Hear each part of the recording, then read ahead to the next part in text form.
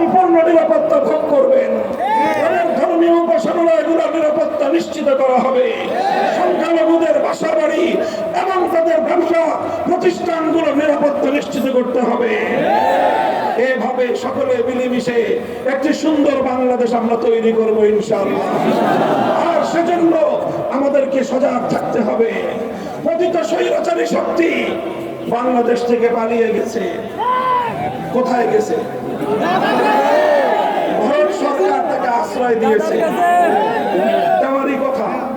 কারণ 15 বছর ভারতের এজেন্ডা বাস্তবায়ন করে বাংলাদেশের বিরুদ্ধে ষড়যন্ত্র করেছে শেখ হাসিনা।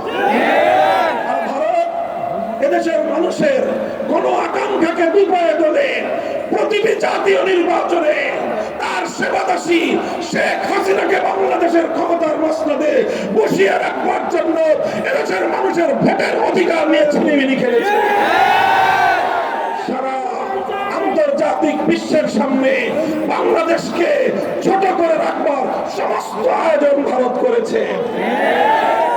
আর এই জন্য শেখ হাসিনা তাদেরকে যে সার্ভিস দিয়েছে, এখন সেই সার্ভিসের বিনিময়ে তাকে কিছুটা আশ্রয় দিতেই পারে। আমাদের সরকারের কাছে স্পষ্ট দাবি থাকবে, আন্তর্জাতিক আইন অনুযায়ী প্রয়োজনে রেড অ্যালার্ট জারি করে তার বিরুদ্ধে আইনের ব্যবস্থা গ্রহণ করতে হবে।